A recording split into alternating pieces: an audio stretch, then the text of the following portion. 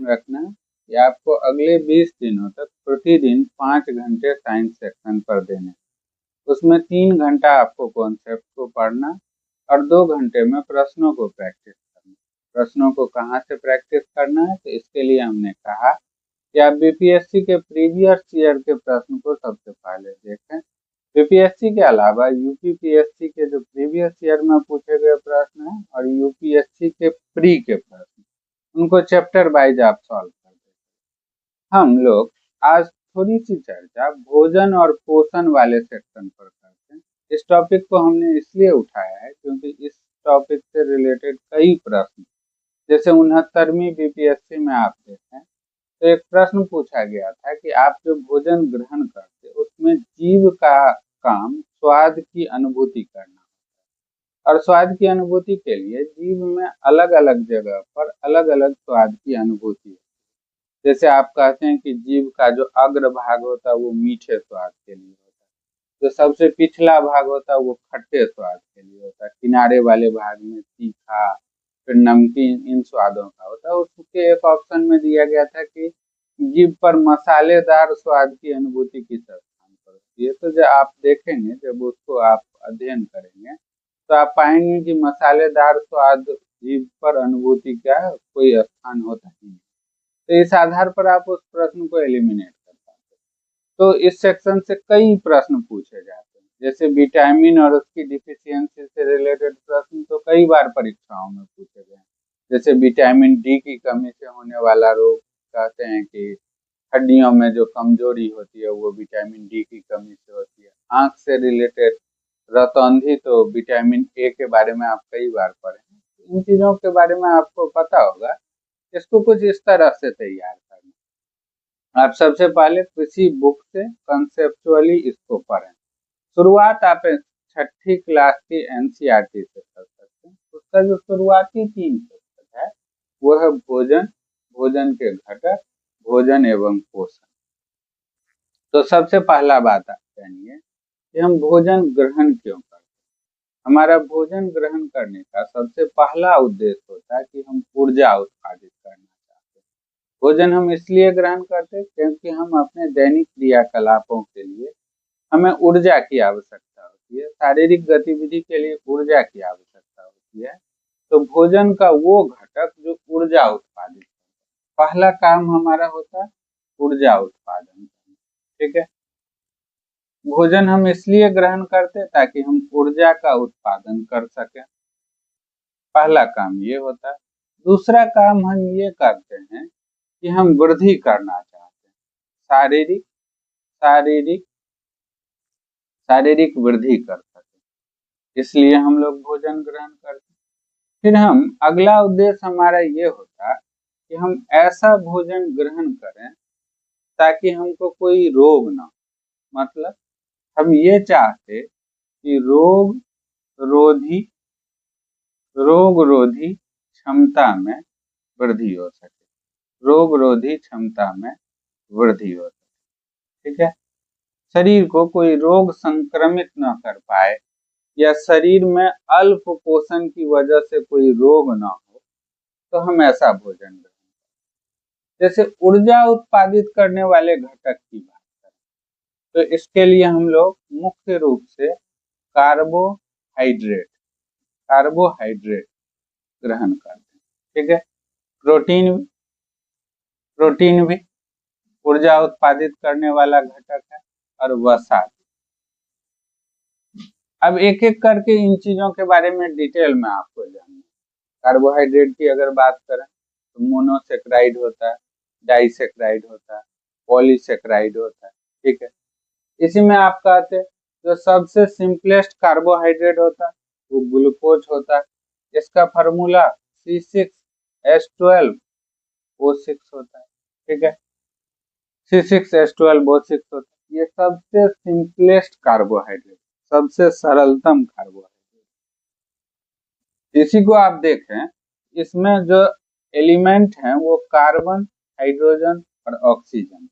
ये देखिए तो कार्बन कितना है 6, हाइड्रोजन कितना है 12, ऑक्सीजन कितना है 6। अगर इसको सिंपल करें तो इसका रेशियो 6 को 1 मान लें, 6 तो 1:2:1। ऐसा भी क्वेश्चन आपसे पूछा जा सकता है कि सबसे सरलतम कार्बोहाइड्रेट कौन सा? ग्लूकोज होता है। ऐसे ही ये प्रश्न कई बार पूछा गया है कि पौधे पौधे प्रकाश संश्लेषण की क्रिया करते हैं। प्रकाश संश्लेषण की क्रिया के दौरान जो अंतिम उत्पाद प्राप्त होता है वो क्या प्राप्त होता है? तो कार्बोहाइड्रेट, उसमें ग्लूकोज जो होता है, कार्बोहाइड्रेट का जो सबसे सिंपलेस्ट फॉर्म है वो ग्लूकोज है। तो प्रकाश संश्लेषण की क्रिया का ये अंतिम उत्पाद, ठीक है। फिर प्रोटीन की बात करें तो कार्बोहाइड्रेट बना किससे होता है? एक स्टेटमेंट अभी हाल के एग्जाम में ये प्रश्न पूछा गया है कि कार्बोहाइड्रेट किसका बना होता है?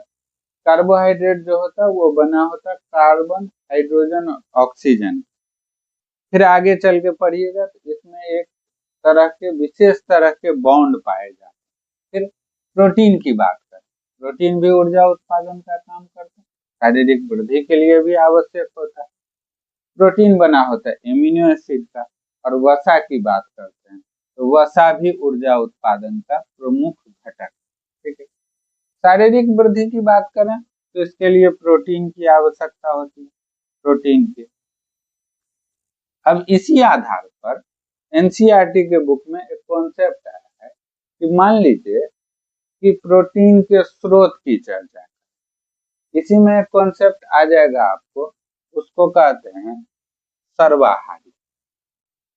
सर्वाहारी, ठीक है। बस हम लोग ये जानना चाहते हैं कि आपको पढ़ना कैसे। जैसे सामान्यतः कहा जाता है जो शाकाहारी होते हैं वो पेड़ पौधे से उत्पादित पदार्थों को ग्रहण करते हैं, तो उनमें प्रोटीन की कमी पाई जाती है। जैसे कहा जाता है कि प्रोटीन का जो सोर्स होता है, सामान्यतः ये लोग समझते हैं कि जंतु से उत्पादित पदार्थों में, जैसे एग हो गया, फिश हो गया, मटन हो गया, इसमें होता है। लेकिन आप जानिएगा कि प्रोटीन का जो सबसे अच्छा स्रोत है वो क्या है? मशरूम। मशरूम मशरूम प्रोटीन का सबसे अच्छा स्रोत है। लगभग इसमें 80% प्रोटीन पाया जाता है। इसके बाद एक चीज होता है सोयाबीन। सोयाबीन, ठीक है, इसमें लगभग 60%। इसके बाद आप सोयाबीन के बाद ले लीजिए विभिन्न प्रकार की दालें होती, दाल, ठीक है। इन सब में जो है वो प्रोटीन पाया जाता है। प्रोटीन शारीरिक वृद्धि के लिए। इसी में क्वेश्चन आया कि सर्वाहारी कौन है? सर्वाहारी ऐसे हो गए जो पेड़ पौधे से भी उत्पादित पदार्थों को ग्रहण करते हैं और जंतु से उत्पादित पदार्थ या जंतुओं के को भी ग्रहण करते हैं। शाकाहारी और मांसाहारी दोनों हुए तो वो सर्वाहारी। तो शारीरिक वृद्धि के लिए प्रोटीन। और इसी में देखिए तो रोग रोधी क्षमता की वृद्धि की बात करें तो इसमें एक चीज होता है खनिज लवण। खनिज लवण, ठीक है। जैसे बहुत सारे हम लोग, जैसे हमें कैल्शियम की आवश्यकता है, नहीं, कैल्शियम जो होता है वो हड्डियों की मजबूती के लिए आवश्यक होता है। फास्फोरस की आवश्यकता होती है, हाँ। तो बहुत सारे तरह के खनिज लवण, और एक चीज होता है विटामिन। इससे रिलेटेड तो बहुत सारे प्रश्न पूछे गए हैं, तो इनको ध्यान रखना है कि हमारा भोजन करने का सबसे पहला उद्देश्य हो गया ऊर्जा उत्पादित करना। ऊर्जा उत्पादित करने के उद्देश्य से हम लोग कार्बोहाइड्रेट ग्रहण करते, प्रोटीन ग्रहण करते और वसा ग्रहण करते। शारीरिक वृद्धि के लिए जो आवश्यक होता है वो प्रोटीन होता है।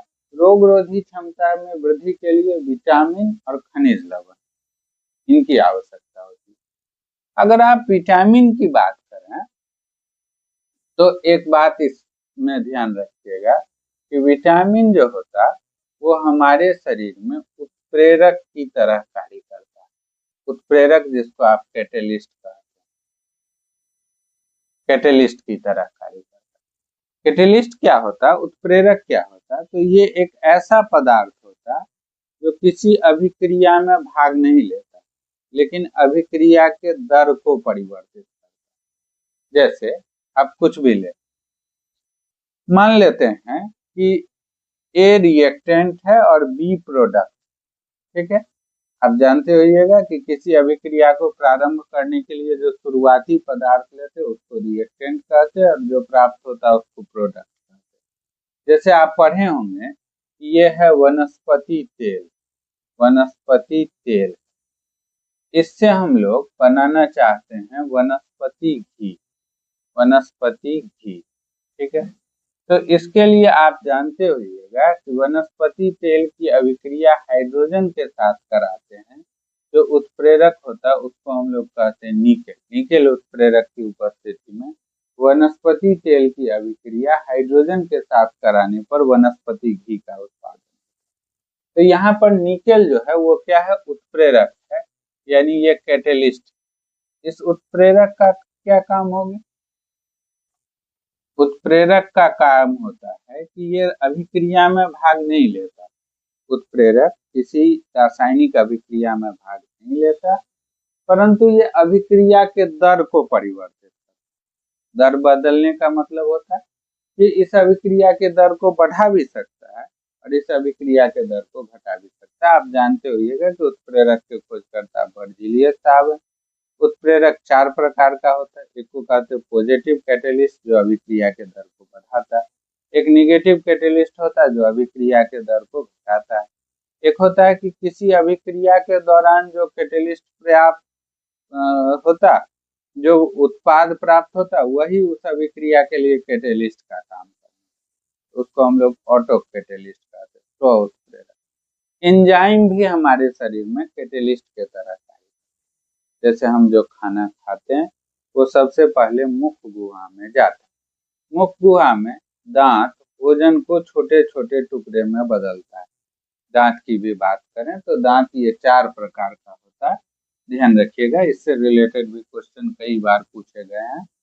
ये जो दांत होता है 4 प्रकार का, वो उसको हम लोग ऐसे याद करते हैं, ICPM बटा ICPM।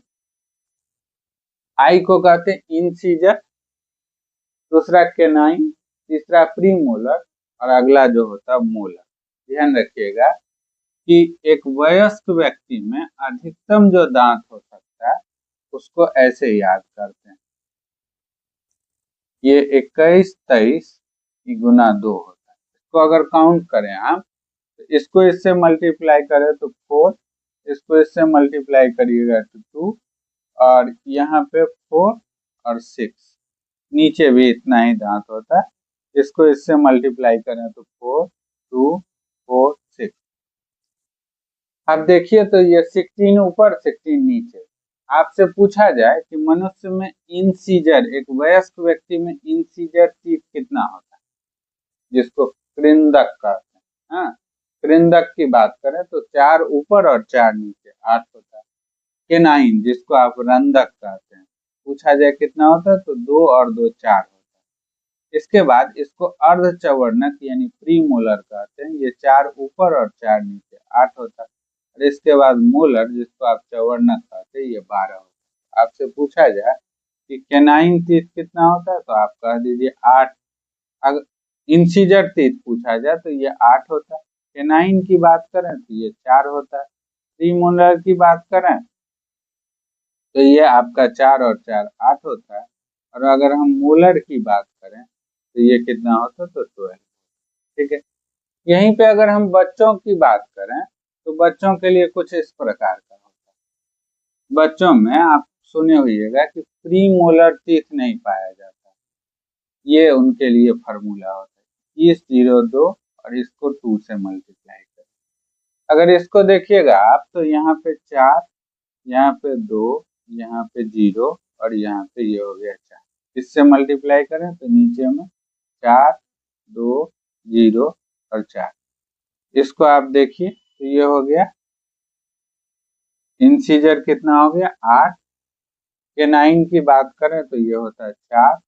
प्रीमोलर की बात करें तो 0 और 0 0 ही होगा और मोलर की बात करें तो ये 8 होगा। तो ध्यान रखिएगा कि मनुष्य में दांत 2 बार होता है, 2 बार उत्पन्न होता है। पहला जो बच्चे को होता है जो लगभग 5 वर्ष की अवस्था तक, 5 से 12 वर्ष की अवस्था तक रहता है, वो दूध का दांत होता है, मिल्क टीथ कहते हैं इसको, उसकी संख्या 20 तक होती है। बच्चों में जो होता है वो प्री मोलर टीथ नहीं पाया जाता। इसके बाद जो दांत होता है वो परमानेंट रहता है। उसकी संख्या कितनी होती है? 32। टोटल 32 तक हो सकता है। उसमें केनाइन कितना होता है? तो आप कहते 8 होता है। ऐसे ही ये डेंटल फार्मूला होता है ना, आप ऐसे ध्यान रखें।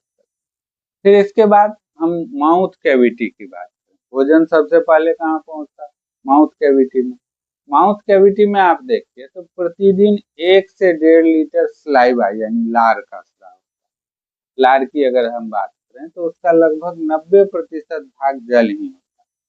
शेष 10% भाग में कुछ एंजाइम पाए जाते हैं।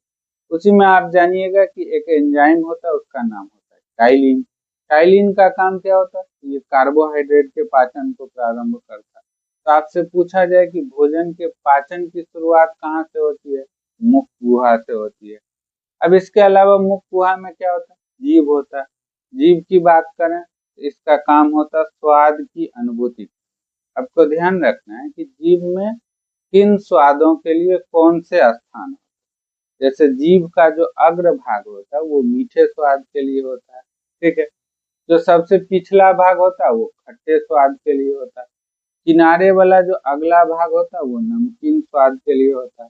किनारे वाला जो पिछला भाग होता है वो तीखे स्वाद के लिए होता है। तो इस तरह से आप इसको तैयार करें। फिर इसके बाद क्या होता है?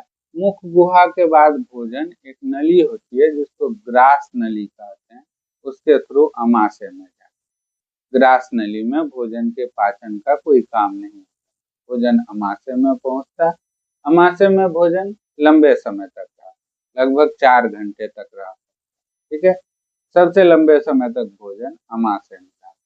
यहाँ पे बहुत सारे एंजाइम का स्राव होता है, जैसे हाइड्रोक्लोरिक एसिड का स्राव अमाशय से होता है। इस तरह से आपको ध्यान रखना है। ये भोजन के पाचन की प्रक्रिया हो गई। भोजन के पाचन में पहले अमाशय के बारे में जानेंगे। फिर आपको जानना है कि अमाशय से भोजन किधर बढ़ता है? छोटी आंत की ओर बढ़ता है। इस दौरान 2 ग्रंथियां इसमें अपनी भूमिका निभाती है। एक होता है यकृत, लीवर, जो सबसे बड़ी ग्रंथि है हमारे शरीर की। इसी से आप जानते हैं कि एक बाइल का स्राव होता है जिसको पित्त कहते हैं। जब भोजन अमाशय में रहता है तो वो किस माध्यम में रहता है? तो उसको अम्लीय कहते हैं, क्योंकि हाइड्रोक्लोरिक एसिड का स्राव होता है तो इस दौरान भोजन अम्लीय रहता है। जबकि पित्त की प्रवृत्ति, बाइल की प्रवृत्ति क्षारीय होती है, भोजन को क्षारीय माध्यम प्रदान करता है। फिर एक और ग्रंथि है जिसका नाम है आपका अग्न्याशय, पेनक्रियाज। ये मिश्रित ग्रंथि है, मानव शरीर की मिश्रित ग्रंथि है। इसी से इंसुलिन का स्राव होता है।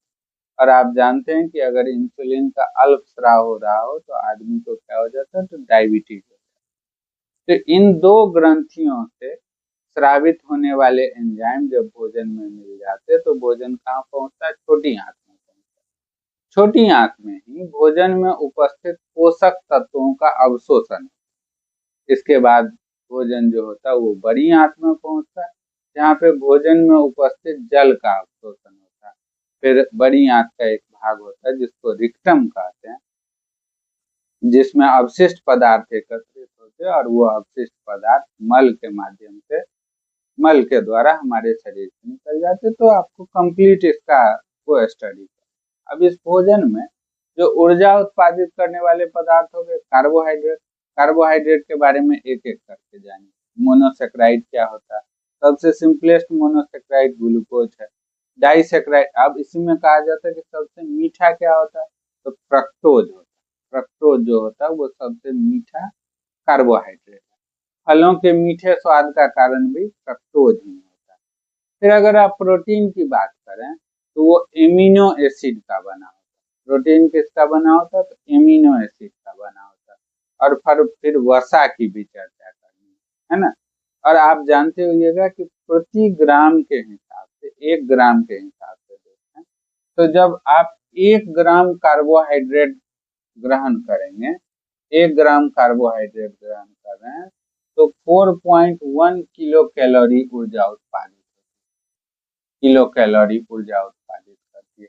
तो होती है, जबकि ये कार्बोहाइड्रेट की बात करते हैं। 1 ग्राम कार्बोहाइड्रेट से 4.1 किलो कैलोरी ऊर्जा उत्पादित होती है। 1 ग्राम जब आप प्रोटीन ग्रहण करें तो लगभग 4.3 या 4.5 किलो कैलोरी ऊर्जा उत्पादित। जबकि वसा की बात करें, 1 ग्राम अगर आप वसा ले लीजिए तो लगभग 9.1 किलो कैलोरी ऊर्जा का उत्पादन होता है। तो अगर आपसे कहा जाए कि प्रति ग्राम के हिसाब से सबसे अधिक ऊर्जा तो वसा से प्राप्त होता है। प्रति ग्राम के हिसाब से भोजन का वो अवयव जो प्रति ग्राम के हिसाब से सबसे अधिक ऊर्जा का उत्पादन करता है वो वसा। लेकिन वसा की मात्रा भोजन में अधिक नहीं होती है, कम ही होती है। तो आपसे पूछा जाए कि भोजन का वो अवयव जो सबसे अधिक ऊर्जा का उत्पादन करता है तो कार्बोहाइड्रेट। तो आपको ध्यान